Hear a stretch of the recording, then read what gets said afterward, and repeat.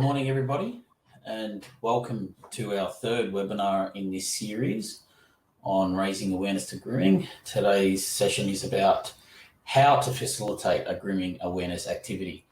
It is the third webinar in our series with the ecumenical partnership between Catholic Professional Standards Ltd and the National Council of Churches in Australia. With us today, we have Laura Cregan, the National Coordinator of the Safe Church Program. Hi. And Sue Crittall, who is a social worker and a professional supervisor. Good morning, everyone. Hi again, Sue. And the bulk of today's session will be going through a presentation Sue delivered on the grooming awareness activity, which we'll provide links to. This, as I mentioned, this webinar is the third in the series. It's part of this ecumenical partnership. So we do have a range of denominations and faith communities with us. So welcome. This topic, as with all that we've done in this series, may raise some feelings or emotions for you all.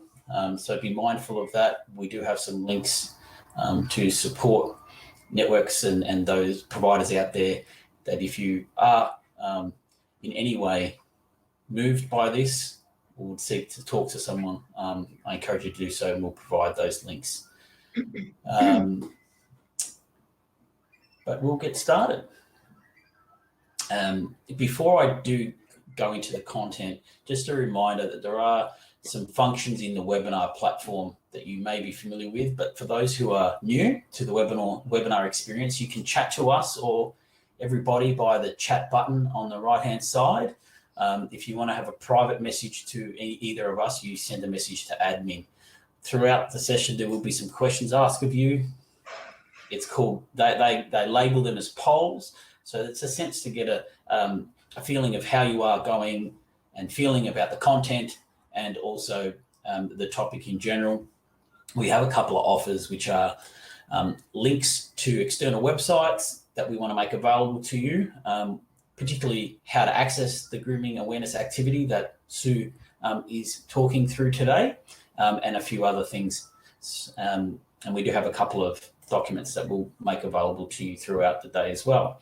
So if there is anything that you want to ask, double check on, please do so in the chat. Firstly, I'd like to acknowledge the traditional custodians of the land and waters of the country I'm on now, the Latchula people, and pay my respects to their elders past and present and young leaders of today and the future. I also acknowledge and pay respect to any Aboriginal people who may be present with us today. I wish to acknowledge the traditional custodians and elders past and present of the land and waters of the country wherever you may be linking in from. CPSL and the NCCA are committed to the ongoing work of reconciliation with our Aboriginal families and communities. We acknowledge the lifelong trauma of abuse victims, survivors and their families, the failure of churches in Australia to protect, believe and respond justly to children and vulnerable adults, and the consequent breaches of trust in the community. So for this morning, we've got a prayer here for you. We're not going to read it out loud. It's just something for you to reflect upon. So we'll just give you a minute. Maybe you just want to, take a moment to center yourself. We've been rushing around and trying to link in. So maybe we'll just give you a minute to either say a silent prayer or just center yourself.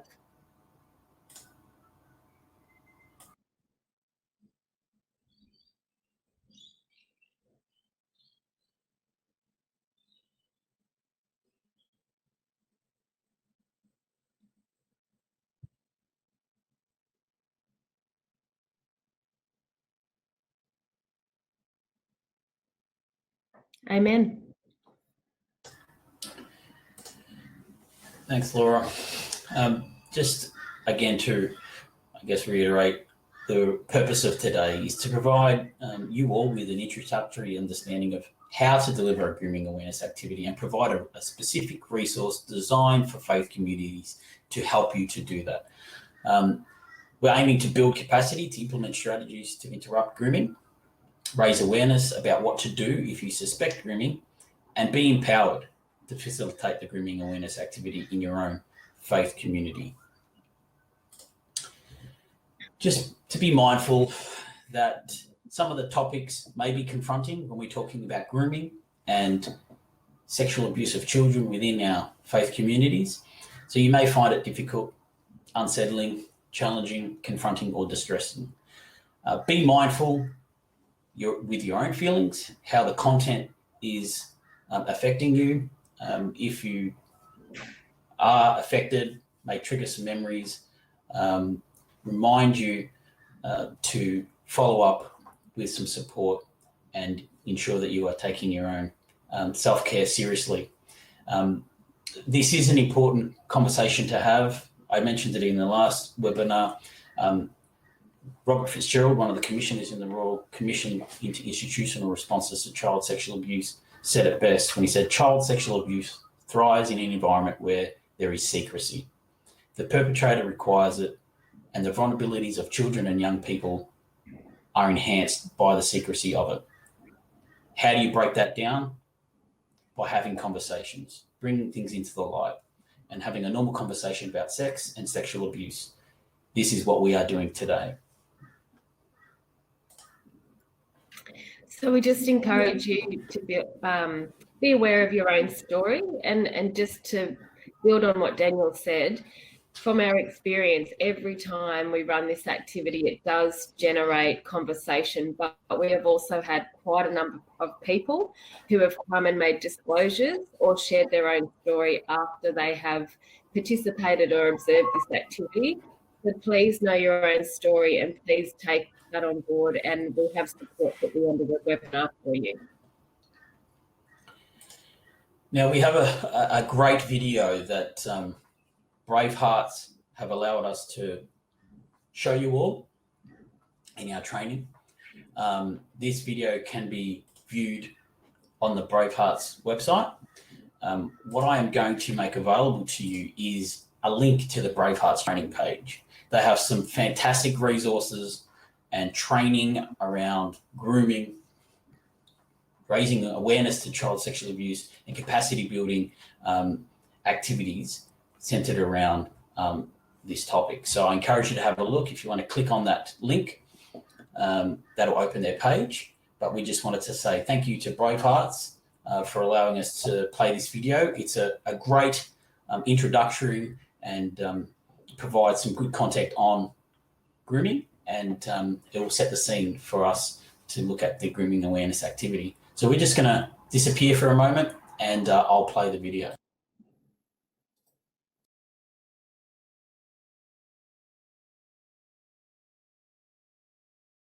In approximately 70 to 90% of cases, children are sexually harmed by someone they know, are close to, trust, or even love. Most cases of child sexual assault are planned, and the process by which a person prepares a child, significant adults, and the environment for the abuse is known as grooming. To protect children from sexual assault, it is vital that we understand grooming characteristics.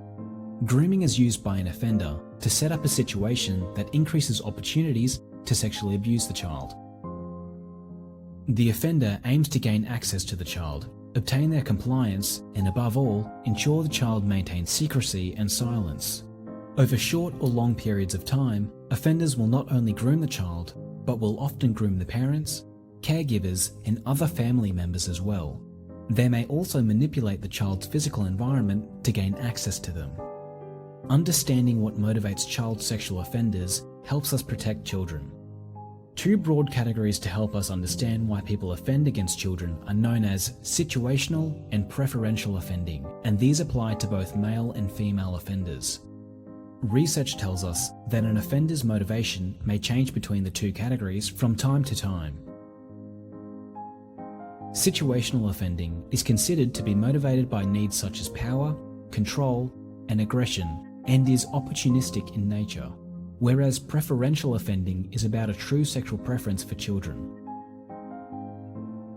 Those who sit predominantly within the preferential category are more likely to groom a child and typically meet the criteria of pedophilia. Preferential offenders are also more likely to abuse multiple children, often multiple times. Offenders aim to have access to the child and ensure secrecy and silence. Therefore, children who are less likely to tell, communicate clearly, or be believed are at greater risk. Some children may be at increased risk due to special needs, difficulties in communication, their very young age, living in out-of-home care situations, or a lack of understanding in respect to their body and sex or sexuality. Having an awareness of the signs of grooming and factors that increase a child's vulnerability can lead to prevention. It is also vital that you establish safe, open environments to prevent abuse and make grooming easier to identify. Remember, a child may tell you about sexual assault verbally or through behaviour. If a child does tell you they've been harmed or are at risk of harm, you must believe them. Recognising and responding to child sexual assault appropriately can prevent harm or minimise the impact of harm and help ensure the child's well-being and safety.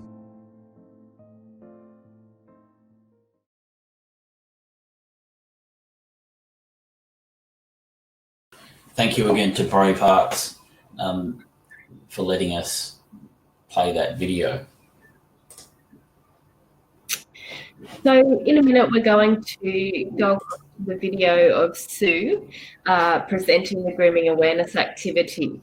So the video footage was recorded at our Safer Churches conference, the NCCA Safer Churches conference in Brisbane last year, whereby Sue was invited to run the Grooming Awareness Activity as an elective. So you will see that it's live footage, and we've got people in the room at the conference, and after the actual activity there are people asking questions. So we'll leave those in there, and then we'll go to the live Q&A after the video footage. So the activity developed by Sue that you're about to see has been designed for use with churches, church leaders and church members. It focuses on the grooming context in the church, including congregations and faith communities and church-related activities and events. The reason we invited Sue to come and present this at the conference was because we'd seen this activity and it had been brought to our attention, and we decided that we would integrate it into our Safe Church Awareness workshops with the National Council of Churches, and that was done about 12 to 18 months ago. So this is actually integrated into our training. So on the webinar today, we've got people that are already running this activity, and we've got people that are new to the activity. So for the purposes of the Q&A at the end, we will have Sue responding to questions from Daniel and I, and we will have Kylie Kendall, who is one of our our NCCA trainers who has been out implementing this activity for 12 months. So we've got two people answering questions at the end, but over to you, Daniel. Thanks, Laura. I've just put a poll out. I'm also going to make available a link to you all that will take you to the page to be able to access this activity. I'll do this again at the end, and it's also included in your resource sheet. We'll disappear now and we'll play the video. We are online. Beauty of this, similar with the first webinar, is to have Sue, who's delivering this session live, and both Laura and I live, that we can respond, as well as Kylie in the background, to any questions that come up. So feel free to put some questions in the chat to us, and we'll disappear now and play the video.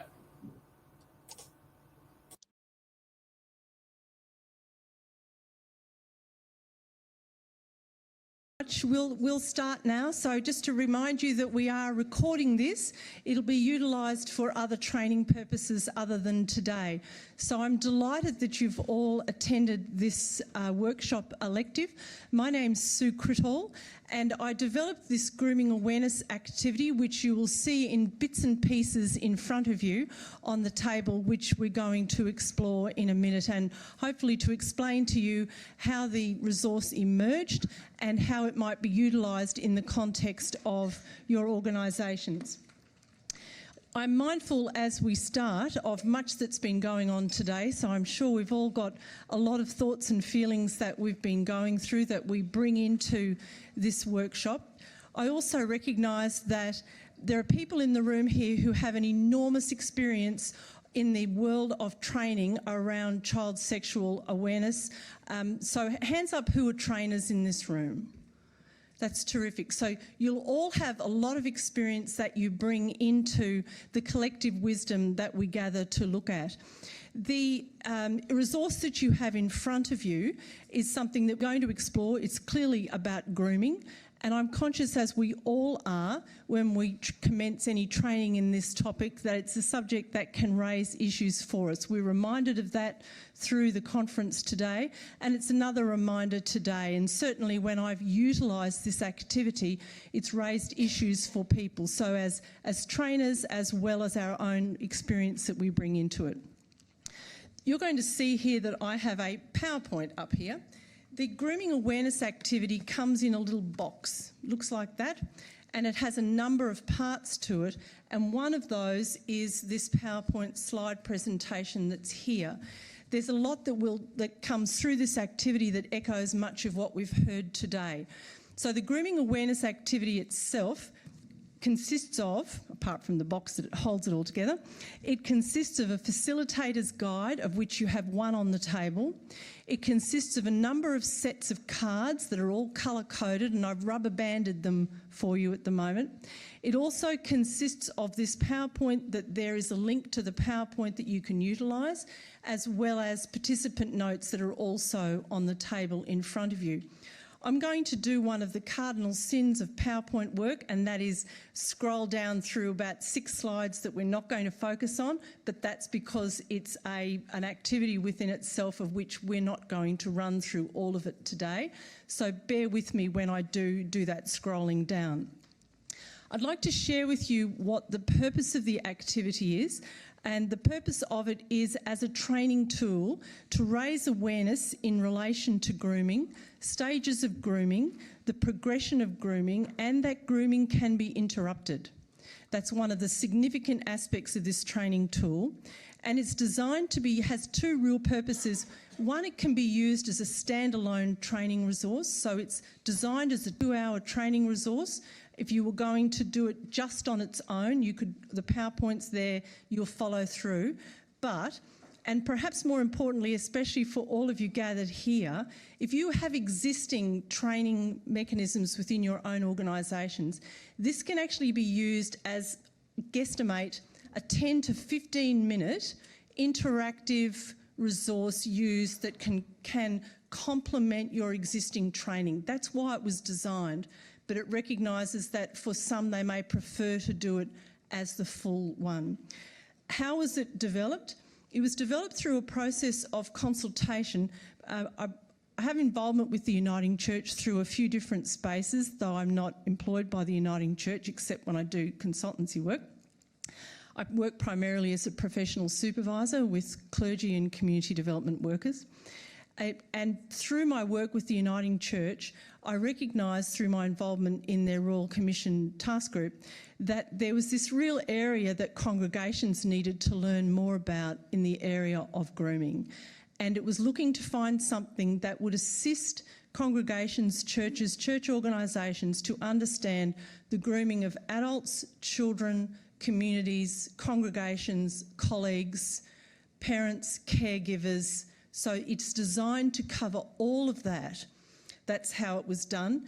And during the time of its development, when it was cross-checked with people and through research literature around grooming, I also had the opportunity to be the church community member on the Queensland Synod's interim redress scheme. So every time I heard a survivor's story, I would cross-check and say, can I see you in these grooming cards? So it got designed and redesigned around all of that. It's important to call it an activity as opposed to a game, because grooming's not a game. So I keep focusing on the fact that it is an activity. So it's an interactive training resource, and it works from the work of Wellner and the 6 stages of grooming. So what I'm going to do is say to you, if you were a trainer utilising this resource, here's something that you could do. You could spread the cards out on the table like I have done, and what I've done here is that I've rubber banded them in colour, so they're all colour coded. You can pick them up and have a look at them. And what there is there's one set of cards that's got wellness 6 stages of grooming on it. And there's one set that's got a yellow sticky note. Just don't move the yellow sticky note because we're all going to be together. So there's one set of cards that's got wellness 6 stages of grooming. So I told you I'd be doing this. Apologies.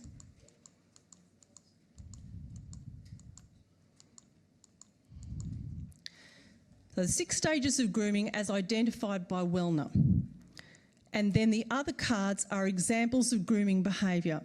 The design of this activity is so that people step out what the 6 stages of grooming are. So those cards are numbered. So have you got the 6 stages of grooming cards? And put them out in a row so you can layer other cards below them. So they're a different colour. They look exactly like what's on the board here. Have we all got the 6 stages of grooming? Got 6 stages of grooming? You haven't got them? That's it. You picked it up. They look exactly like these. So can you spread them out in a row so that you can build under them? So targeting a person, gaining trust, filling a need, isolation, sexualising the relationship, and maintaining control.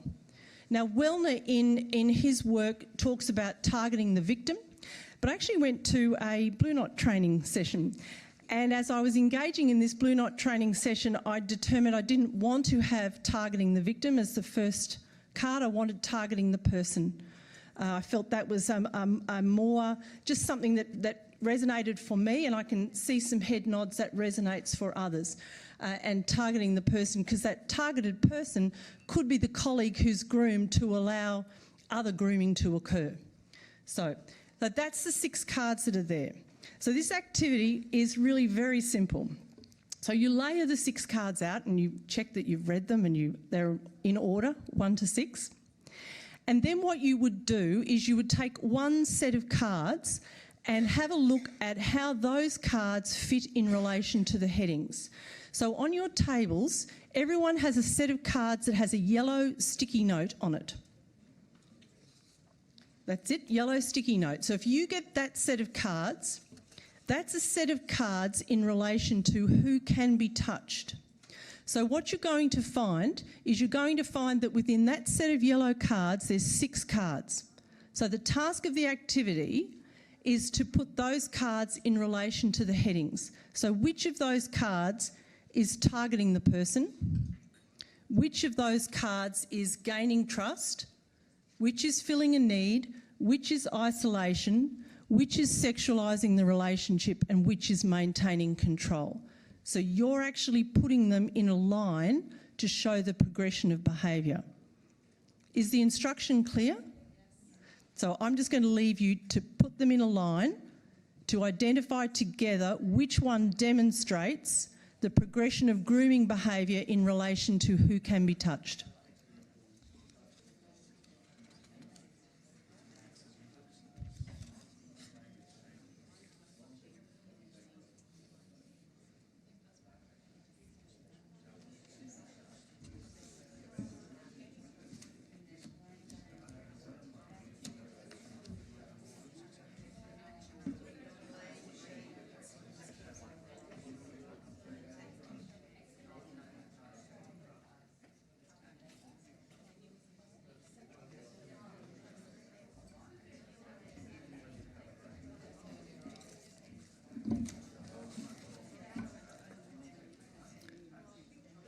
So how are you all going?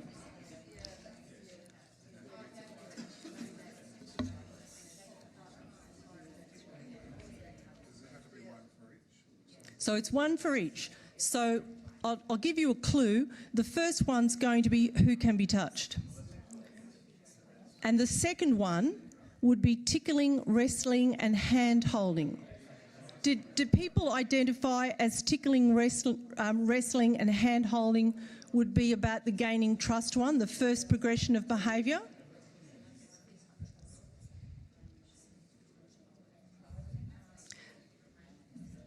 The next progression of behaviour is the card that says non-sexual touch, back rubs, sit on a lap and stroking. So we're demonstrating how behaviour is progressing. The next card, isolation, is accidental touch of private parts. So the behaviour has progressed from non-sexual touch to the accidental touch of private parts. And then the next card in your row should be take explicit photographs, sexual touching and sexual acts. And the last card, which is the maintaining control, is blame, shame, threaten, intimidate, and say to the TP, targeted person, no one will believe you and you agreed. On the cards is the language TP, targeted person, and G for groomer. And when you have, as you progress through this activity, the targeted person's usually in italics to identify the targeted person's speech. So the idea of this is if you're working with a group who are seeking to grow an understanding of grooming, that you've got a very simple card-based interactive table group activity whereby you can assist people through this to understand the subtlety of grooming, to understand how grooming progresses, to recognise when they look at the content of these cards that they can see how different behaviour just subtly moves the groomer along their progression of activity. My experience of utilising this activity is in ethics training, where it's used as a resource tool with clergy. There's a set of cards here in relation to online grooming. So if you were working with a group of young people in the context of a school, you could utilise that set of cards as a way of raising awareness. They're designed so you can use them with parents, with caregivers and with colleagues. So the next encouragement as a facilitator would be to say to your group, get another set of cards, whichever one you choose to, and then layer it underneath. And we're not going to do all of this by virtue of time, but this is how it can look, that you then layer underneath the next set. So as a group, choose a next set of cards and together determine what the progression is that set of cards is displaying.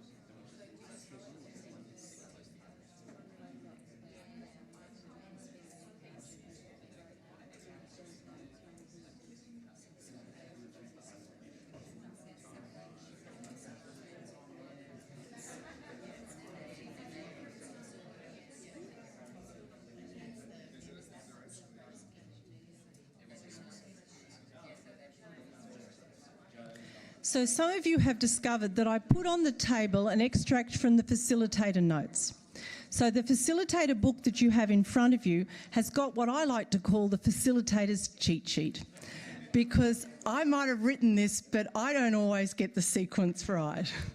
So if you have a look in your facilitator's cheat sheet and determine which was the set of cards you picked up, and then have a discussion of how did we go at putting those in relation to wellness stages of grooming headings.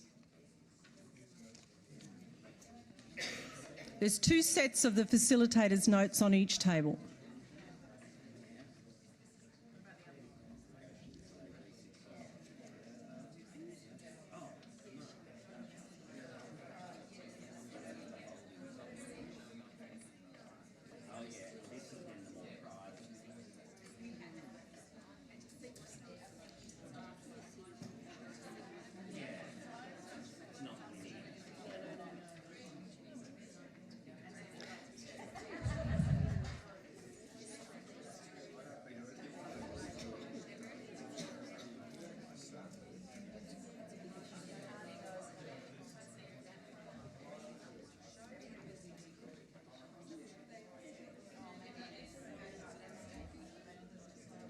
Does any group need more time to check that?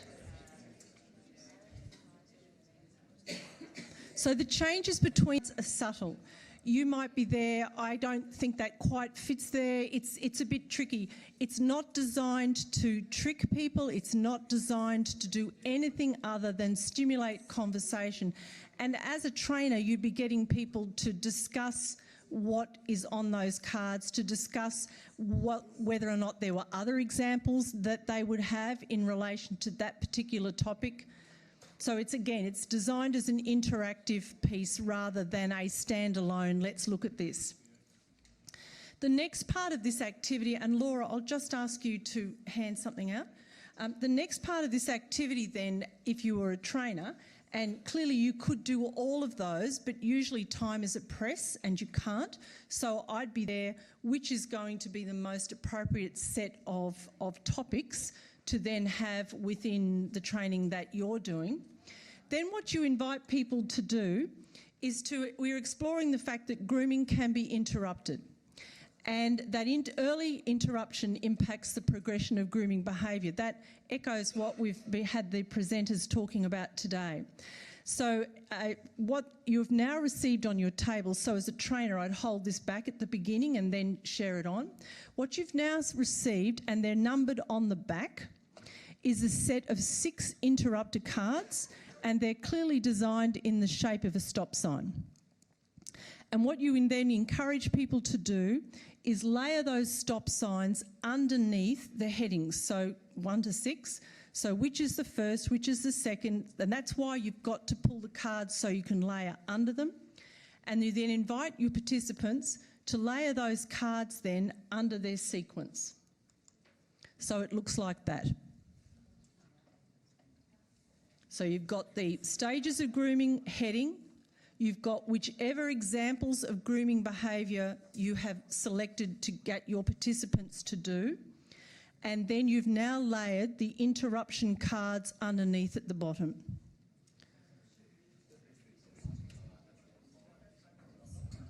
They're numbered on the back. They're numbered on the back. So they are numbered on the back. They do change.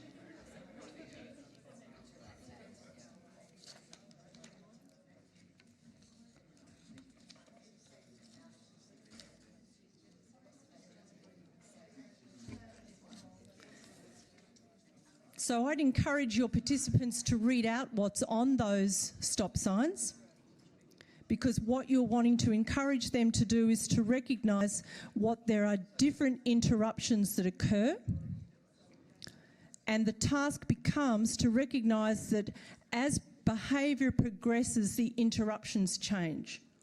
So the first one is a card about that our congregation, our church, our organisation, our school has policies, procedures in place, has a culture of shared guardianship, is looking after children and vulnerable adults. So that's the first card. The last card is we're calling the police. The last card is I believe you, thank you for telling me I'm calling the police. So the interruptions change. So everyone's had a look at the interruptions? Echoing one of the presenters that just was previously, the second card is, I don't mean to offend you, but we don't do that here. And it's giving people the language. I road tested this in some congregations, and I said, what language would help you to be able to say to someone that you've been to church with for 20 years, that's not okay? What's language that you would feel okay to say to somebody this is the first time they've visited the church? So that's how it's designed. The last part of this activity, and of course there's discussion the whole way along, is to invite the participants to separate between rows 2 and rows 3. So you're doing a physical separation between rows 1 and 2, which is, and then rows 3, 4, 5 and 6.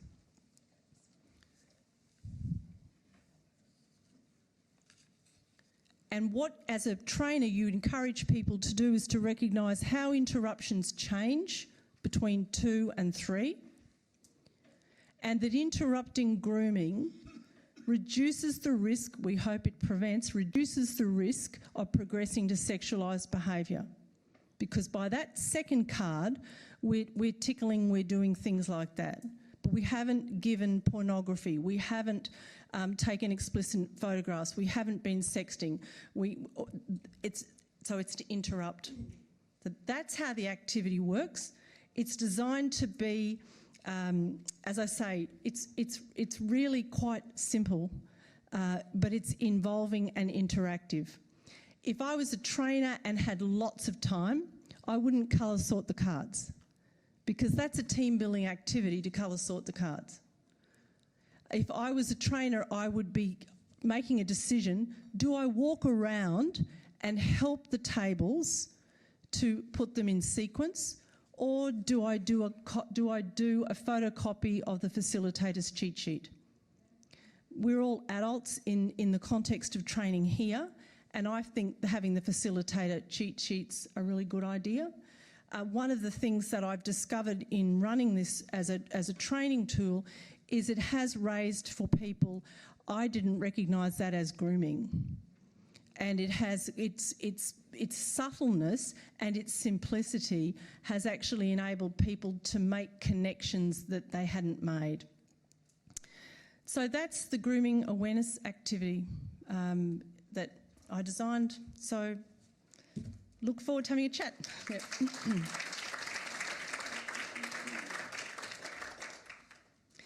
We can have some questions or discussions about that. I could make extra comments in terms of cultural sensitivity. If you were doing this in particular cultures, you wouldn't have men and women in the same room necessarily, and the rest of the elders were okay about that. If you were doing this with young people, you would have different supports in place. But you're all trainers. You understand the importance of context and the importance of ensuring that you utilise a training tool in an appropriate way for the people with whom you're engaging. So Laura has the microphone here if there were any questions about the activity, or you might like to have a chat. There are a couple of questions, Laura. I hope I can answer them. Yeah, I don't know if it's a question about the activity, but between 1 and 2, is there a sort of intermediate stage where people are just being nice to each other? And you know what I mean? Like, there's nothing wrong with being nice and friendly to people, and perhaps even shaking their hand, maybe even putting a side hug around them in appropriate ways and so on. So it seems to jump from 1 to 2, sure, with nothing in between. It jumps from 2 to 3, jumps to 2. Even 1 till 2. I guess look, thank you for that question. And my response is this is a grooming awareness activity training. That it's not there, that's what it's designed to do. It's not there to talk about how we celebrate within community.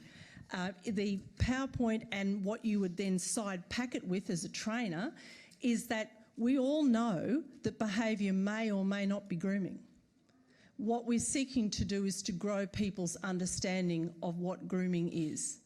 So the question that you raise within a table group discussion would be a wonderful thing to have a conversation about of, hang on a minute, you know, I like to give somebody a hug. I might have a warm side embrace, or culturally we'll give someone a kiss on both cheeks. Now suddenly you're telling me I'm a groomer. That's precisely what we're talking about. And the PowerPoint that comes with us uses language such as church people like to be nice. They don't like to say, hang on, you know, let's not do that. They're in an environment where they are willing to forgive, like the theological language previously.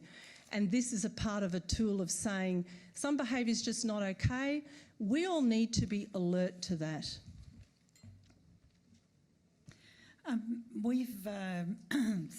Sue Ash from Baptist in WA. We've increasingly been trying to raise with our church leaderships that it's possible for whole church systems or church leadership groups to be groomed. Yes. And I haven't read this properly, but I'm wondering if you could make some comments about how you're thinking about that and how we might be able to use this or something similar for bringing that level of awareness to the systems as well. Thank you. I agree with you that whole congregations get groomed. I'm well aware of that. One of the set of cards here talks specifically in relation to congregations and how congregations might see something. So there is a set of cards that picks up on that, and it picks up on the fact that, and it comes back into the warm side embrace, it comes back into that the cultural things that we do in church, praying together, closing our eyes, holding our hands, allowing people to have huddles of activity, they're all places that those that have the intention to groom, comes back to situation, opportunity, vulnerability, those that have the intention to abuse and exploit that, the church is ripe for that. How as a congregation we raise people's awareness and their astuteness to what's going on, what might be going on, and to question. Yeah.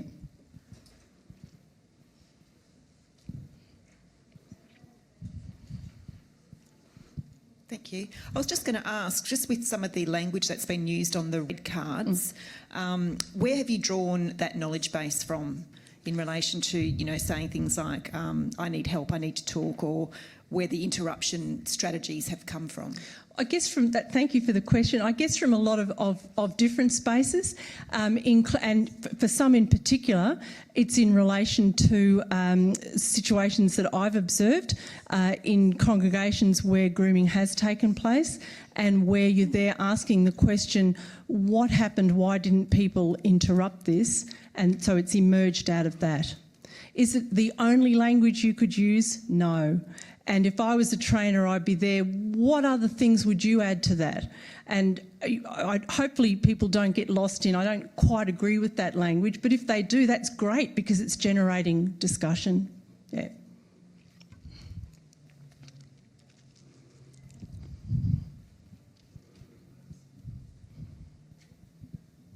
If you run the whole thing with all of the cards, how long does it take? Well, I designed it if you wanted it to be a 2-hour thing. That's a really fat framework to give lots of time for discussion, but I would be suggesting that you could do it in under that. I mean, not a lot of times we don't have a 2-hour thing set aside. So if you're asking me how exactly it would go, well, if you colour sorted the cards, you save time. If you spread the headings out first, you save time. So there's lots of ways that you could pick it in. But I would think to go through the whole activity plus discussion, I would think an hour at least. Yeah. And it does, as I say, it has the PowerPoint to go with it. I've got a question, Sue, Laura. because we've integrated into our Safe Church Awareness workshops and we do a modified version of it, so it's great to see the whole thing. Do you advise us to keep doing that even though it's a condensed version? Because when we have people in a workshop, they do get this along with a whole day's worth of content. So do you advise us to keep doing what we can in a condensed version of it, or do you think it's better to say, this is available to congregations, it's an invitation to congregations to pick it up? We're just trialling it, that's the question. And it's like, should we continue to try and do a condensed version of it, or is it better just to completely take it out and have it as a separate resource for congregations to pick up? Then let me ask the group who've had a conversation from the front today and not a lot of interactive activities, albeit we did a hand thing and we've had some music and etc. But you've had an opportunity here in what was probably about a 10-minute time frame to have a look at 6 headings and 2 layers and now a set of interruptions, say 15 at the most. Do you think that that's enough to assist the people that you would be working with in the context of training to get a start into this, to put it alongside other training? Then if they wanted to, you could do more work. Yeah. So and thank you. That's what I think, Laura. I think that what you're actually doing is you've got an existing training framework and you're there. We need to break this up. Adults learn best when they're together. Adults learn best when their own knowledge is appreciated, and to have a chance to just do something that's visual and tactile, I think it interrupts training. So, I'd just like to add to that. In WA, in the Synod, Uniting Church Synod of WA, we've actually implemented this into our Safe Church Awareness training. And we can get through most of it in about 15, 20 minutes. Oh, there you go. Okay. If we let the groups manage it pretty much themselves. You can guide them so far, and with discussion amongst the group. So it's kind of informal, but you can actually work through it quite quickly, or you can, we've tried just using one and two, and then leaving the rest of it, or going so far down. There are different ways you can shorten it. So that then, as a trainer, becomes why are we utilising the activity? What do we want our participants to get from this? Yes, and it does break up a long, long day of listening, certainly, and they do appreciate. The participants do appreciate it. Thank you for that. That's great feedback. Really simple question: how do you get hold of copies? Oh, it's sold via Mediacom. So Mediacom Education and Publishing. So that's a publishing house.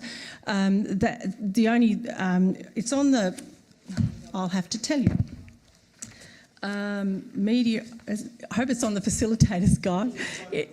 Thank you. It's on the inside of the book. So it's from Mediacom. So Mediacom Education and Publishing is what you would Google, but it's like www. Not. Could you just tell us what the web address is? mediacom.org.au/GAA. Okay, so you just go to Mediacom, and the /GAA is where you go to get the facilitator PowerPoint and the participants' notes. So in the pack itself, the PowerPoint's not in the pack, and the participants' notes are not in the pack. So you just, when you have a look in the front page, it tells you exactly where to go. You can download it. I do Code of Ethics training for the Uniting Church, and the Royal Commission identified that, as we would all know, that when institutions do training around their ethics and code of conduct, that they need to do reference to grooming awareness, reporting, etc. And so what I do is I take 2 or 3 slides out of this. I put where it's come from, so I'm honouring the process of that, and I then insert it into that training. Hello. Josh. Thanks. I use this in a very different way. I use this with congregations where there's been identified a person of concern as a way to illustrate to congregations where we know there is a risk, the person's behaviour without making it too personal for them. So it's kind of, particularly when I work with congregations who are somewhat oppositional to having a person of concern agreement in their space, I use this a lot to sort of normalise the behaviour and saying that this is not acceptable. It's not about Johnny, it's about his behaviour, and this is a good way to make those links between him as a person of concern versus Johnny, the nice guy who comes to church. Well, that's great to hear. Thanks, Josh. One of the ways that I've utilised it is because I do professional supervision with clergy, I've used it as a resource tool in the context of professional supervision in clergy, especially when I've been asked to do work with people who offenders have been identified in their congregation, and assisting them to understanding how they've been groomed. Sue, I just have a recommendation for it. I've used it with a number of congregations, particularly in isolated areas, and their feedback was that in the next publishing of this, can the colours be more differentiated? Okay. Because particularly if you're doing it of an evening, when the lighting's not so good, it's often difficult to pick the different colours. And so if you mess them up on the table, they're a bit lost. Thank you for that. I'll give I didn't have any control over that, but I will feed that back in. What I wanted to do was avoid red and green, because I didn't want to have red-green colourblind people going, what the heck, what am I doing? But I didn't actually ask for bolder colours, but I'll give them that feedback. Thank you so much. I was just going to ask Sue, could you perhaps share 1 or 2 good news stories where this activity has meant that a groomer has been stopped and harm has been prevented?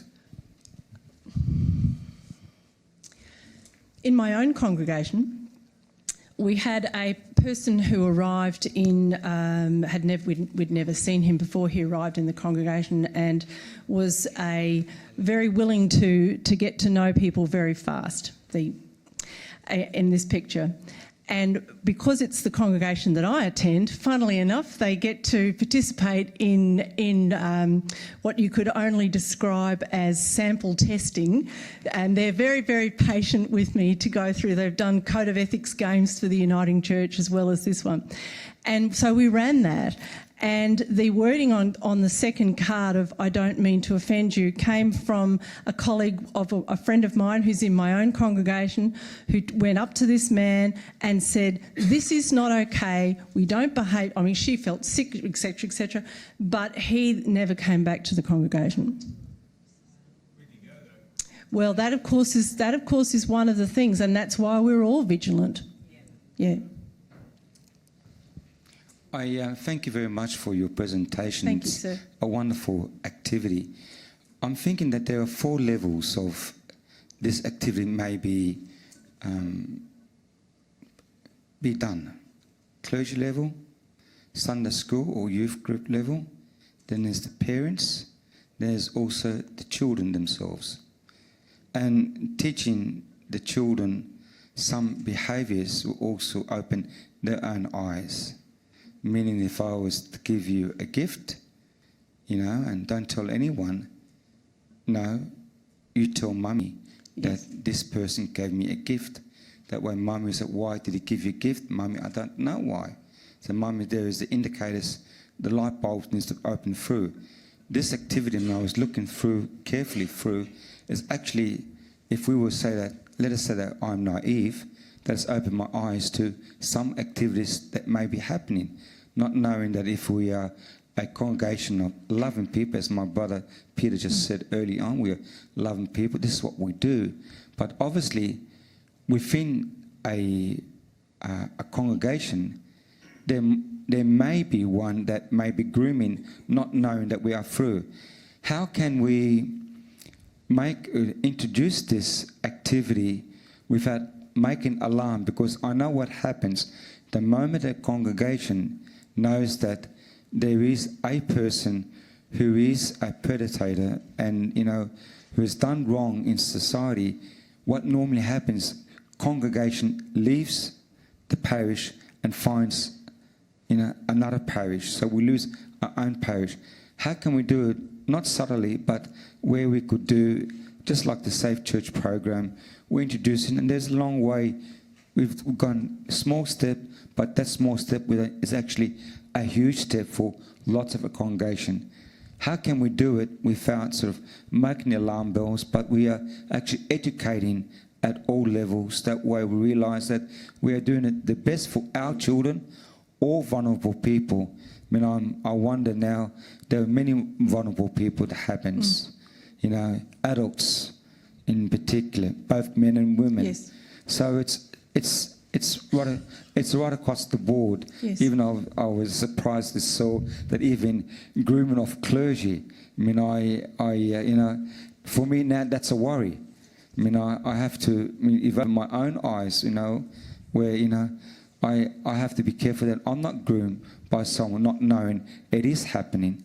Please, I would appreciate your answer. Thank you for your question. My comment would be this, that in the context of other education, raising awareness that you would do within your community, within your church organisation, that may be something that's focused on small children or focused on adults.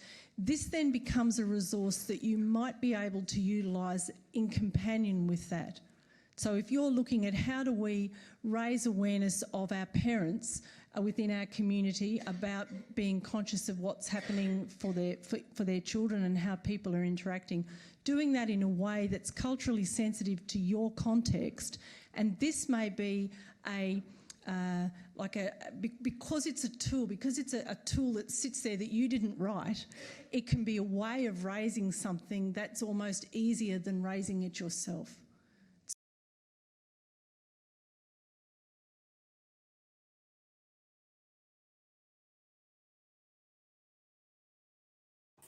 Okay, so we are going to take a short break now before we get Sue and Laura back and have a live Q&A to give you some time to think of any additional questions that you might ask now that you've seen an example of how to run the activity and some Q&A from the participants in the room. So it is 10:25. We'll come back and start the second component, our live Q&A, at 10:30, and feel free to respond to the polls or put any comments or chat questions that you might have to us while we're offline. But we'll see you back at 10:30 and start the second session of today's webinar.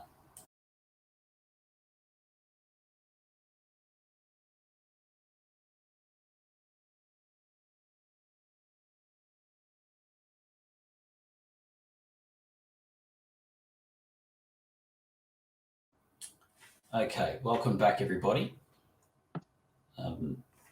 We now have the opportunity to talk through the activity and some questions that people have sent in to us when we've canvassed leading up to the webinar series around the activity, and also if there is anything specific that you'd like to ask of Sue or even Kylie as a trainer and someone who's very experienced in delivering this type of activity, please do so via the chat. So I'm going to remove the slides so we become center of screen as we have this conversation. Sue, I guess just off the bat, the driver. Thanks, Daniel. I had involvement in some Royal Commission spaces, orientated spaces, through my involvement with the Uniting Church in Queensland and nationally. Prior to that, my work as a professional supervisor and facilitator of workshops had seen me working in spaces of helping people to understand being a safe church, healthy faith community life, and expectations of behaviour for ministers, for clergy. I had seen firsthand the damage that occurs in faith communities where there's been abuse perpetrated. I've seen the damage to individuals and their families and to the faith communities as a whole. And I'd seen congregations struggle with the knowledge that abuse had taken place. And I heard people say, how did we not know? What didn't we see? Because I've been a facilitator of training for many years, I've developed interactive training resources for the Uniting Church around their code of ethics and generic training resources around ethics and congregational life. And I know the impact as both a participant and a trainer of having training tools that are tactile, that are visual, that promote individual involvement and small group interaction and discussion. And I recognise the importance of adult learning, of learning principles as a trainer. I was conscious of the need to raise awareness within the context of faith communities because of what I'd seen and heard and been involved in about understanding grooming in churches. And it was reinforced for me as I heard resistance from people, and I suspect others have as well, that when new things were put in place around child safety, people would come to me, including in my congregation, and say, why is it necessary? We never did it when my kids were little, and flatly, I'm not going to do it. So I was aware of some of the training that was being developed in response to the Royal Commission by various denominations, and including training material around what grooming is. And I read as much of that as I could. And I realised it was all designed to inform people from the perspective of talking to people, of having a slide talking to people. So I felt there was a need for an interactive training resource that invited people into understanding grooming. And I thought that Wellna's 6 stages of grooming could help that. And I wanted a resource that didn't just name the stages, but empowered people to recognise grooming could be interrupted.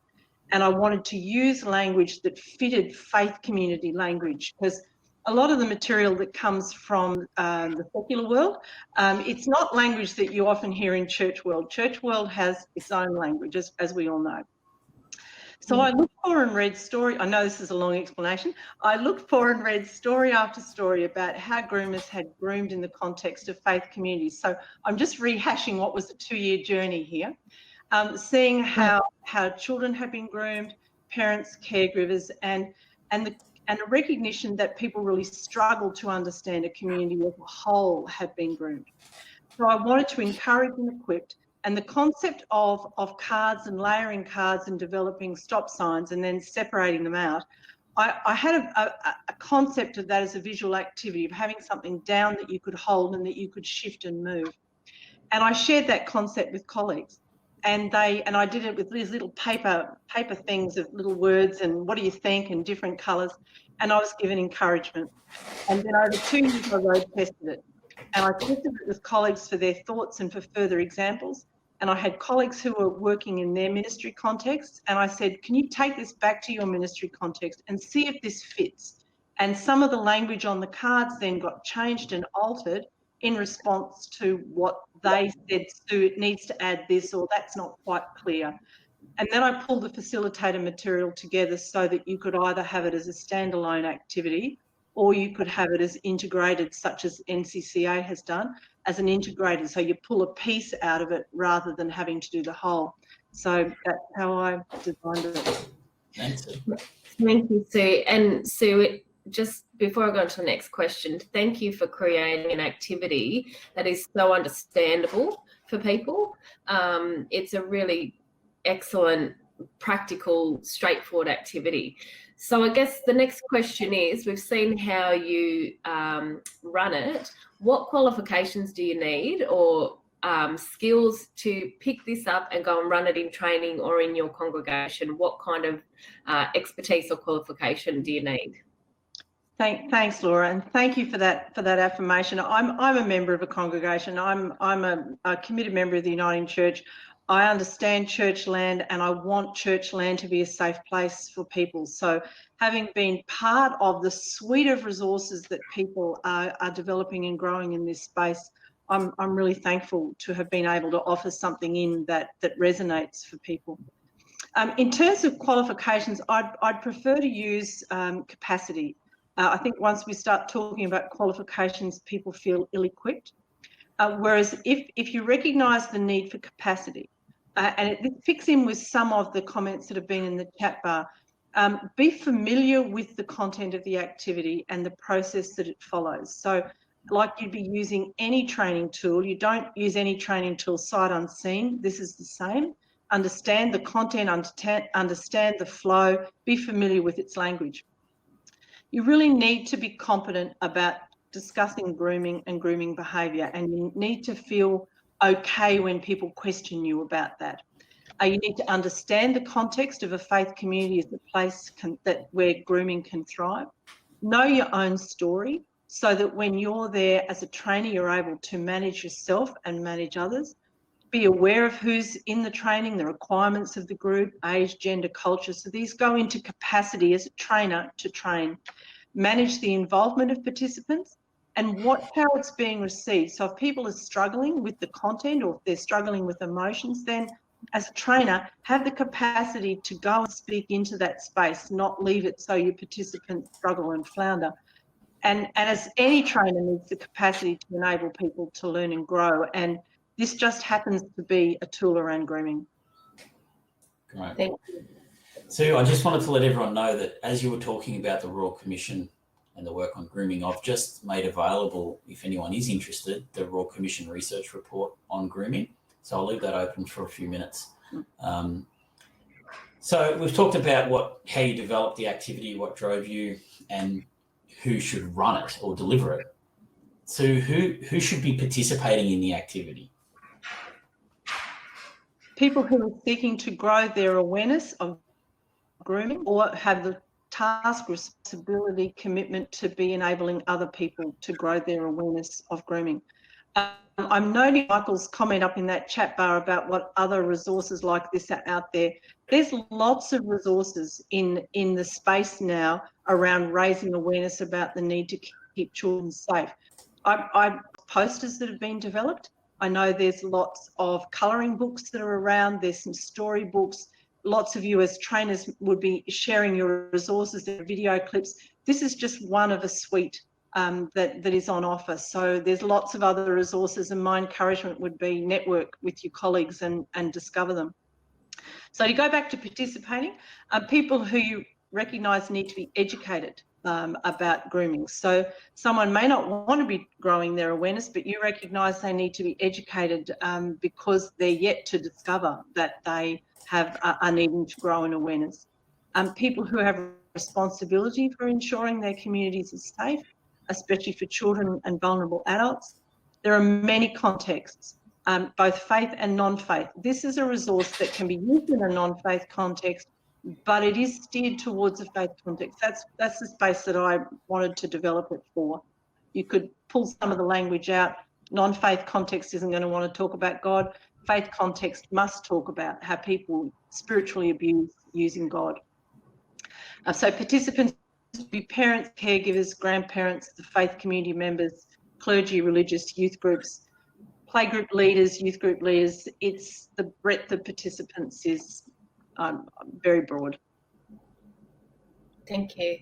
So I guess, Sue, you know, are there any other considerations? You've touched on quite a few there, like culture and, you know, context and language. Are there any other considerations people need to think through when delivering that activity? Look, I think there's one extra one that hasn't been mentioned yet. So we've already talked about being familiar with the content and the flow. I've made just really brief mention there about culture. That's a very important point. If you're running this in a community where there's people of diverse cultural backgrounds, be respectful of whether this is done in gender groups, age groups. So that's something you need to talk to the leaders, the elders about. We've talked about recognising people will be impacted and being careful. Perhaps two other comments to this, that the cards have only got so much space. There's lots of other examples you could put, especially on the interrupter cards. So I'd be there having a think about what other thoughts you might add into that space, and also be inviting your participants, what else might you say? What else have you heard? So that it becomes something that you grow with rather than we've presented it and we move on. So that would be two comments that I would make, and be aware of yourself. Thank you. So we're focused on delivering the activity and who should do it. As far as those who are participating, what should you do as a facilitator if someone is emotionally moved or upset by the activity itself? This question raises the importance of highlighting always being aware that people need to feel safe and to be safe. And yes, it's an activity that can trigger memories. It can lead people to seeing events in a different light. It can challenge understanding. Let me make two comments and then share two stories. The first is, as a presenter, stay calm. So if someone's having an emotional response in your training, stay calm, manage it, be present, be sensitive, respectful, and considerate.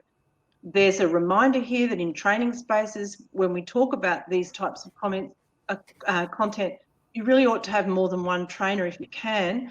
And the community that you're working with, it's a really good idea to have a safe person identified from amongst that community, so that if somebody in a group is feeling that they need to talk, then you've got someone who has that specific task. You're not drawing them away from anything else. They have that task.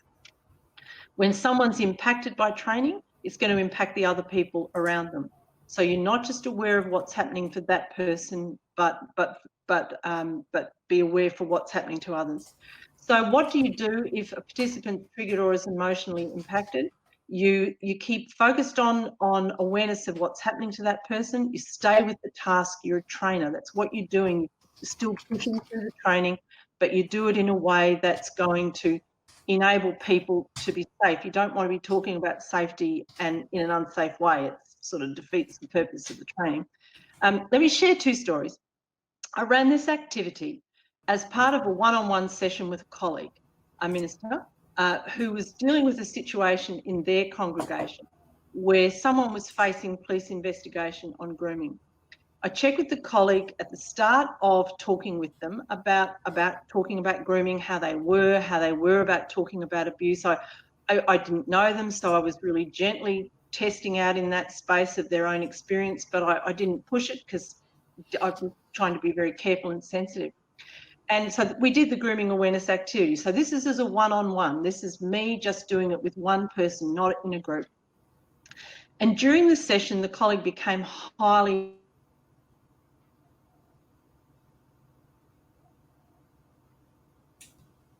We might just give Sue a moment for her internet to catch up. The joys of a live webinar. So just while Sue's internet is refreshing, I've posted in the chat a link to the presentation which we watched today. It is available on the NCCA website on their resources page. So if it is something that you want to rewatch or even share in your own faith communities, there's a link available there. I've also, so Sue's going to log back in, going to make available, we do have a resource sheet which has a lot of the links to everything that we've spoken about today, the MediaCom link, as well as all your relevant state and territory statutory bodies and key support services that are out there. I think additional, while Sue's getting herself together, I also wanted to make known, we last week we had a session on unwanted contact and online grooming, and it was done in partnership with the NCCA, but also we had the eSafety Commissioner part of that session. And what they did, what we did talk about was an article which has been released recently, highlighting the issue of online abuse, grooming online and unwanted contact, with particularly focused at children, since COVID has commenced. And so I'm going to make that article available for you now in the link. And I might just take a moment, give you a chance to have a look at that, and I'll touch base with Sue and see if she's able to link back in again. And for everyone that's online, Kylie is answering questions wonderfully there. But if you want to get in touch with Kylie or myself, as you can see, Kylie's responding to these questions. We've integrated this, and it's been trial and error into our workshops over about 12 to 18 months. So please feel free to get in touch with us. We can talk you through how this went, integrating it into a workshop in a revised format. But if you do purchase the activity from MediaCom, you'll see that it is actually it goes for 2 hours, about 2 hours if you do it from start to finish. So it's well worth contemplating if you want to run it with your church councils, your other groups that you might have around the church. So I saw in there someone saying, I was watching the video and I was finding it hard to grasp, you know, in that format. Let me assure you, when we first came across the activity, Kylie, myself and another trainer sat down and we literally took a couple of hours and we laid it all out. We discussed it, we went through it, and it does make a lot more sense. But as we've just said, you wouldn't turn up to training and run it cold. Take the time, have a look at it, and yeah, think through it, because it is something that needs a lot of digesting.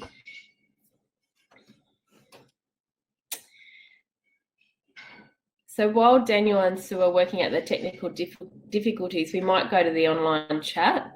So Kylie's answering questions there. Daniel's just posted up the link to the Guardian article. We actually published this in our newsletter yesterday, our Safer Churches newsletter as well.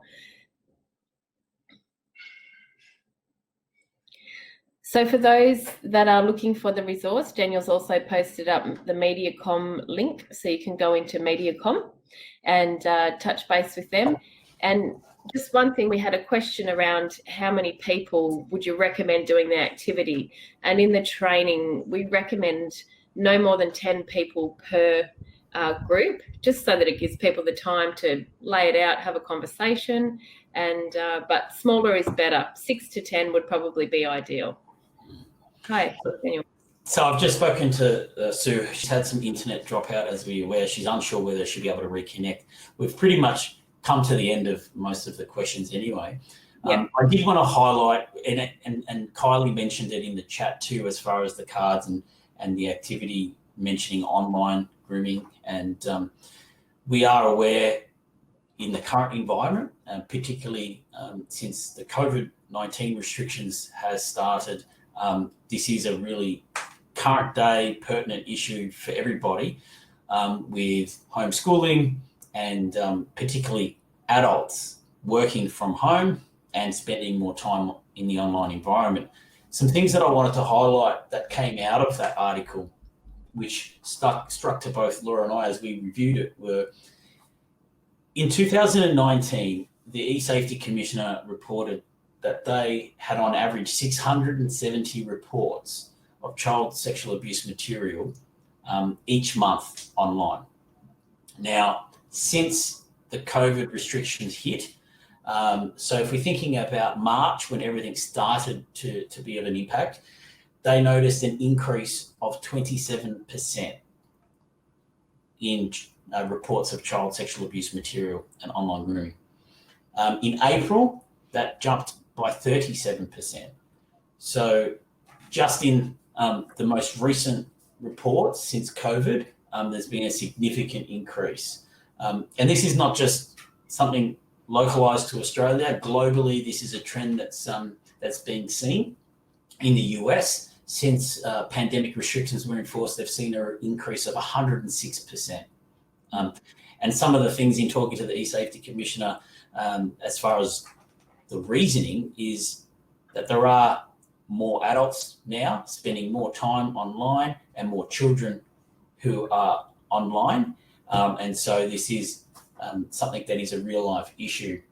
I think we have Sue back with us, which is fantastic. Sue, are you there?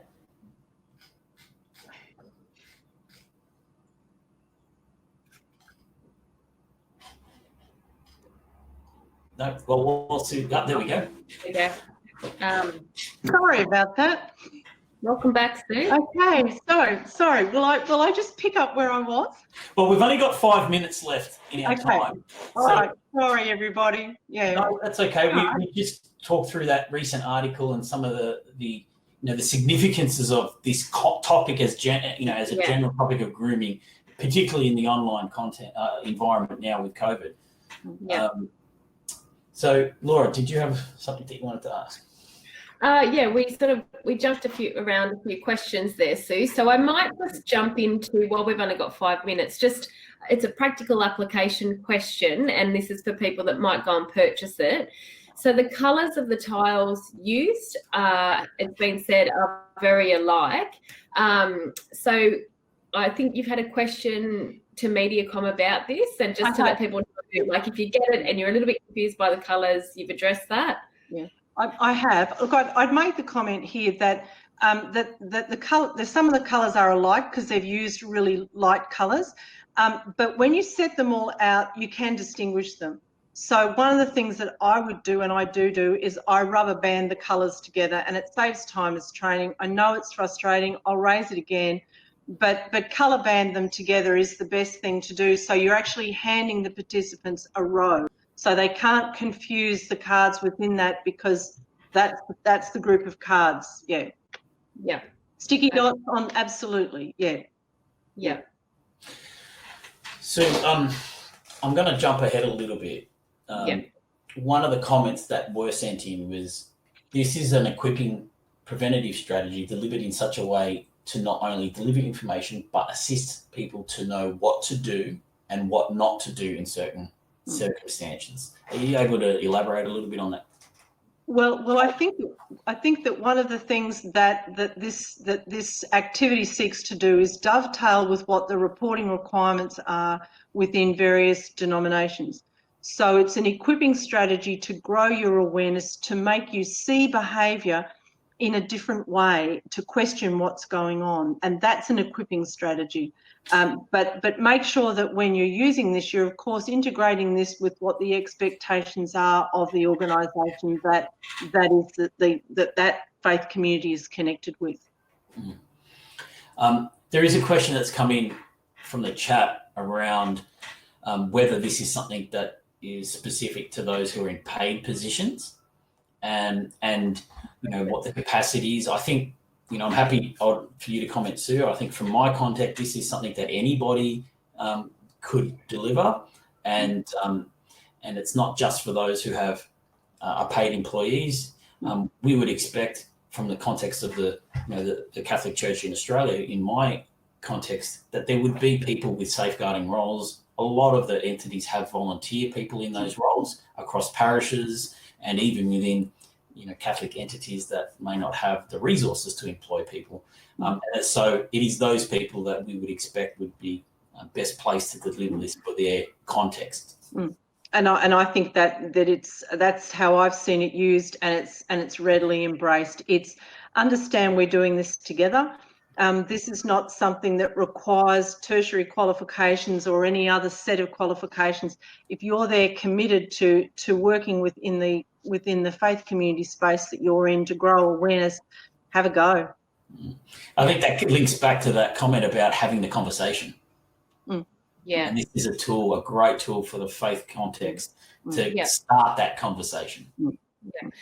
Just one question before we wrap up, and it's come in, and I know we've got people online who are involved in children and family and youth ministries as well.